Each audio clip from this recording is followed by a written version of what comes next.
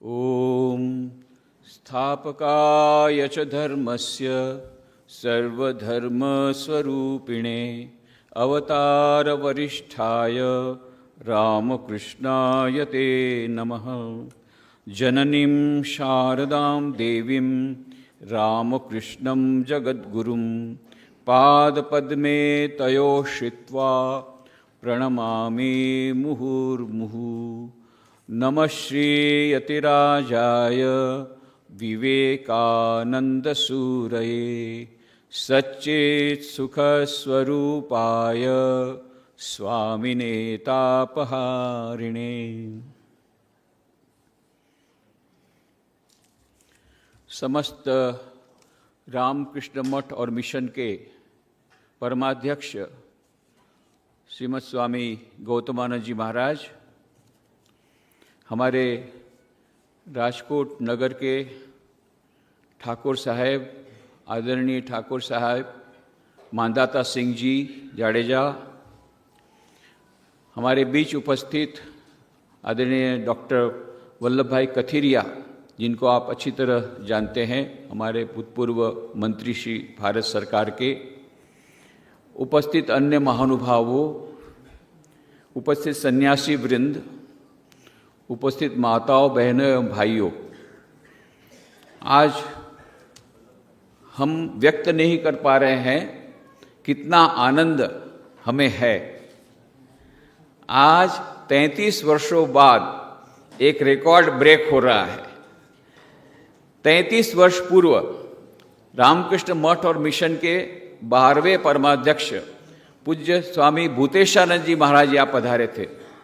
इसके बाद हमने कई प्रयत्न किए, 12वें, 13वें, 14वें, 15वें, 16वें, ये सब परमाध्यक्ष को हमने बुलाया था। किन्हीं कारणों से वह आ नहीं पाए, उनके स्वास्थ्य की वजह से अथवा अन्य कारणों से। अब आज ये परम सौभाग्य प्राप्त हुआ है कि 17वें परमाध्यक्ष हमारे बीच हैं। हमारा स्वप्न मानो पूर्ण हुआ है। हम तो अभी भी विश्वास नहीं हो रहा है कि सचमुच में है, स्वप्न है या जागृत अवस्था है। सचमुच में वे आए हैं। जब वो श्रीनगर गए थे, हम लोग पूरे गुजरात के 7 सेंटर के हमारे स्वामी जी लोग ने धरना किया कि आपको वचन देना होगा कि आप गुजरात आएंगे तभी हम छोड़ेंगे। श्रीनगर में उनको पकड़ लिया था और पूज्य महाराष्ट्र ने हमारा निमंत्रण स्वीकार किया और कल वे बंबई होकर के यहाँ पधारे। आज सुबह मंत्र दीक्षा का कार्यक्रम था। बहुत ही शॉर्ट विजिट है उनकी, पर something is better than nothing. हम लोग को इसी से संतोष करना पड़ेगा कि कम से कम हमको मिला तो सही, 33 वर्षों बाद किसी प्रेसिडेंट महाराज के आशीर्वाद मिले। तो आज हमारे बीच में हैं। धर्म सभा में उनको हमने अनुरोध किया है कि वे हमें आध्यात्मिक मार्गदर्शन प्रदान करें।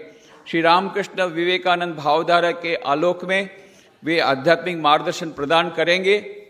और फिर कल सुबह 9:15 बजे स्टाफ क्वार्टर हमारा बन रहा है, स्वामी अखंडानंद सेवक भवन, उस बनने वाला है। उसकी नींव वे रखेंगे, फाउंडेशन लेइंग सेरेमनी करेंगे। उसके बाद 10 बजे जो हमारा माँ शारदा अतिथि भवन बनने वाला है, उस जमीन का भी भूमि पूजन करेंगे। और फिर कल दोपहर को वे बड़ौदा जाने के लिए रवाना होंगे। बड़ौदा में भी उनके कई कार्यक्रम है। फिर वहाँ से वे 8 तारीख को जाएंगे अहमदाबाद।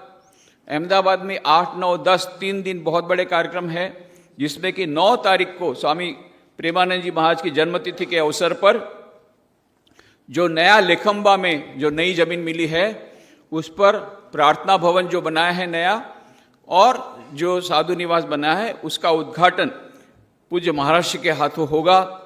तो बहुत बड़ा कार्यक्रम 8, 9, 10 का है।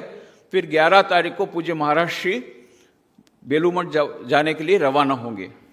तो इतने व्यस्त कार्यक्रम को बीच में उन्होंने हमको समय दिया है और हम पर कृपा की है। इसके लिए हम बहुत अनुग्रहित हैं। बारंबार हम उनके चरणों में प्रणाम करते हैं।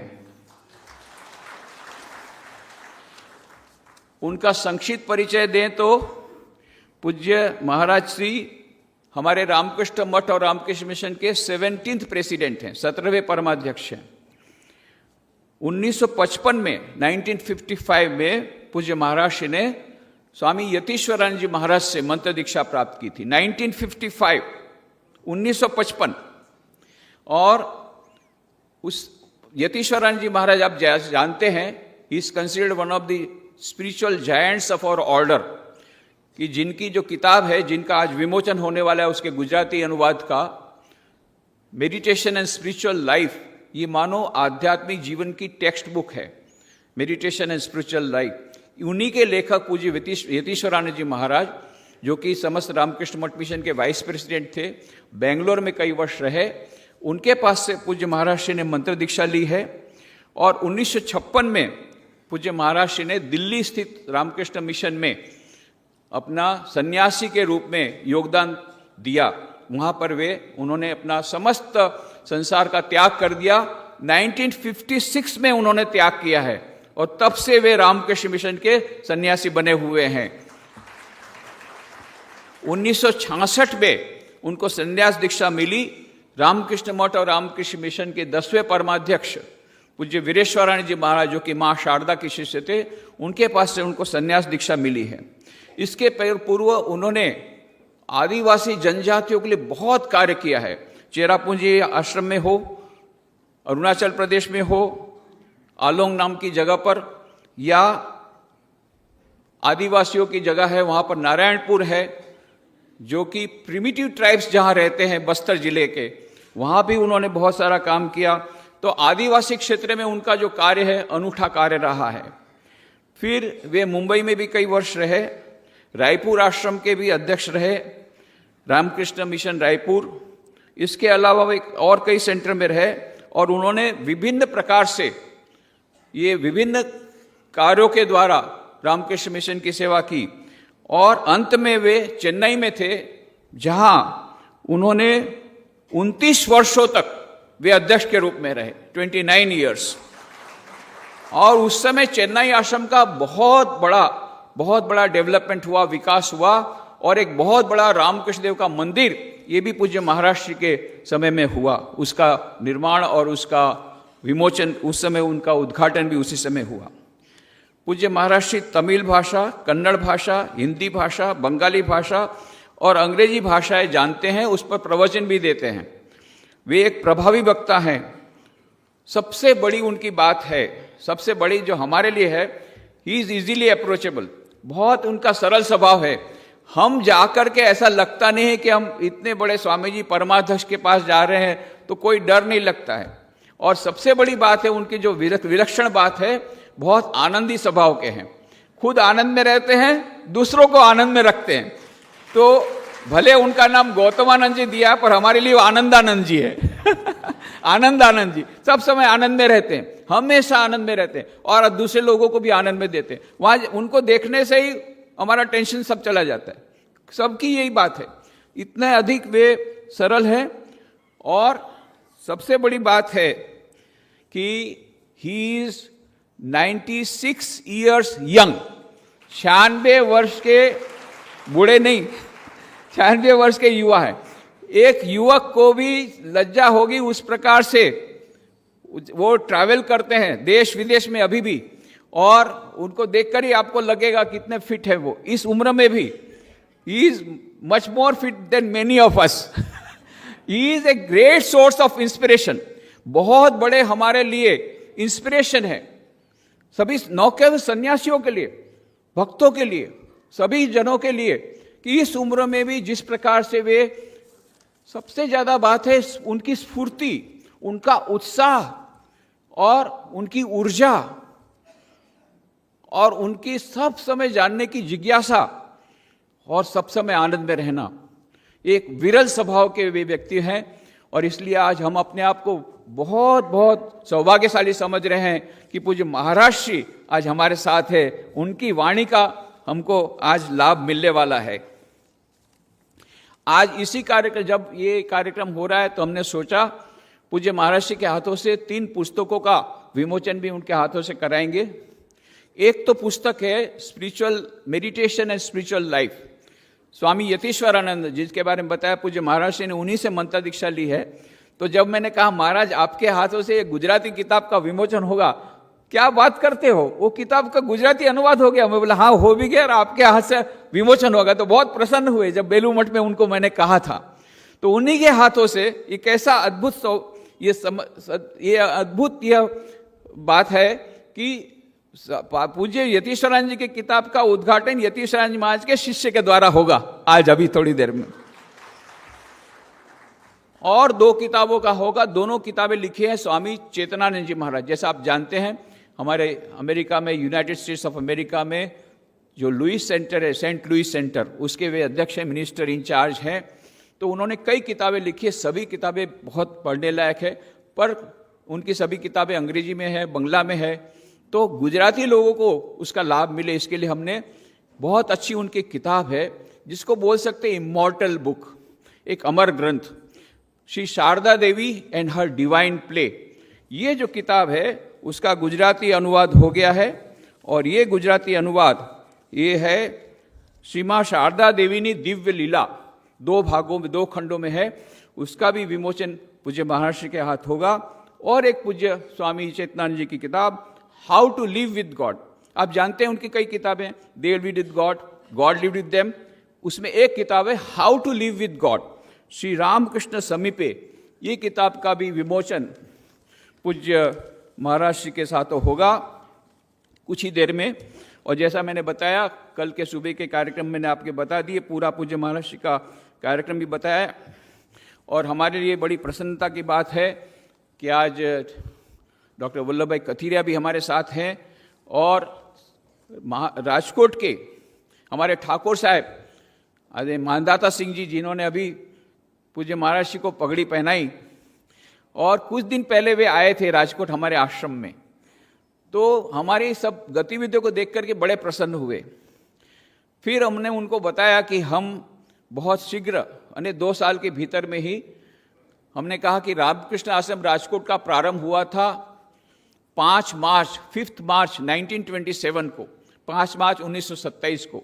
इसीलिए 5 मार्च 2027 से लेकर के 5 मार्च 2028 तक, 1 वर्ष तक हमारी इच्छा है कि सेंटेनरी सेलिब्रेशन, शताब्दी महोत्सव बड़े पैमाने पर मनाया जाए। उस समय हम चाहते हैं आपका पूर्ण सहयोग हमें मिले। तो आदरणीय ठाकुर साहब ने तुरंत कहा मेरा पूरा सहयोग रहेगा, और मैंने उनको कहा कि हमारा आप पर अधिकार इसलिए है कि आपके पूर्वजों ने हमको ये जमीन दी जिस पर आश्रम खड़ा है, जिस पर ये आश्रम खड़ा है। 1927 में 5 मार्च को मोरबी के उतारे में वह हमारा आश्रम प्रारंभ हुआ, रामकृष्ण आश्रम। फिर 1931 में आदरणीय धर्मेंद्र सिंह जी बापू जी, ठाकुर साहब ऑफ राजकोट, उन्होंने इस जगह पर जहां हम लोग अभी ये आश्रम है उसके लिए बहुत सारी जमीन उन्होंने बहुत कम कीमत पर हमको दे दी। उसके कारण ये आश्रम यहाँ शिफ्ट हुआ, और ये शिफ्ट हुआ 5 अक्टूबर 1935, 5 अक्टूबर 1935 को दुर्गा पूजा के अवसर पर ये नई जमीन पर हमारा आश्रम आया, जहां पर हम लोग अभी आश्रम है हमारा। और उसका उद्घाटन स्वयं राजकोट के ठाकुर साहब धर्मेंद्र सिंह जी बापू ने ही किया। तो हमारी इच्छा है कि ये जो शताब्दी महोत्सव, उसमें हमारे वर्तमान ठाकुर साहब ये पूरा उसमें अपना सक्रिय सहकार देंगे। उसके लिए वे राजी भी हो गए हैं। ये इसलिए हम लोग बड़े बड़े आभारी हैं, उनके बहुत बहुत आभारी हैं। और हम ये चाहते हैं कि यह जो 2 बिल्डिंग का कल होगा, स्टाफ क्वार्टर, अभी तक हमारे पास कोई भी स्टाफ क्वार्टर नहीं है। आप जैसे जानते हैं रामकृष्ण आश्रम राजकोट की कई गतिविधियां हैं, तो सभी गतिविधियों में बहुत ज़्यादा अभी विकास हो रहा है। आई हॉस्पिटल अभी रोज 25 से 30 ऑपरेशन हो रहे हैं, तो आंख की हॉस्पिटल के लिए भी वेटिंग लिस्ट है। सेरिब्रल पासी सारे एशिया में उसका नाम है, तो उसमें भी वेटिंग लिस्ट है। तो वहाँ भी बहुत बड़ा विकास हुआ। फिजियोथेरापी, सभी मेडिकल सेंटर, ये जहाँ पर हम बैठे Vivekananda institute of value education culture, पूज्य महाराष्ट्र ने पिछले समय जब आए थे इसके 3rd फ्लोर का उन्होंने उद्घाटन किया, जहां पे वोकेशनल ट्रेनिंग सेंटर चालू हो रहा है अभी बहुत शीघ्र। तो उसकी बिल्डिंग का उद्घाटन मुझे महाराष्ट्र ने किया था। तो इस प्रकार से इतनी सारी गतिविधियां बढ़ रही है, इसके लिए हमारे स्टाफ मेंबर्स भी बढ़ रहे हैं। तो स्वाभाविक है, अभी तक तो कहीं कोने में कहीं पर रह जाते थे, तो एक स्टाफ क्वार्टर यदि वो अच्छी तरह रह सकेंगे तो हमारे इस ईश्वर का जो कार्य है, सेवा कार्य, उसमें अच्छी तरह से वे अपना हिस्सा ले सकेंगे। इसीलिए स्वामी अखंडानंद सेवक भवन, जिसमें ये सेवक लोग रहेंगे, उसकी परिकल्पना की गई है। लगभग लागत 2 करोड़ रुपया होगी। तो कुछ कुछ दान देना शुरू किया है लोगों ने।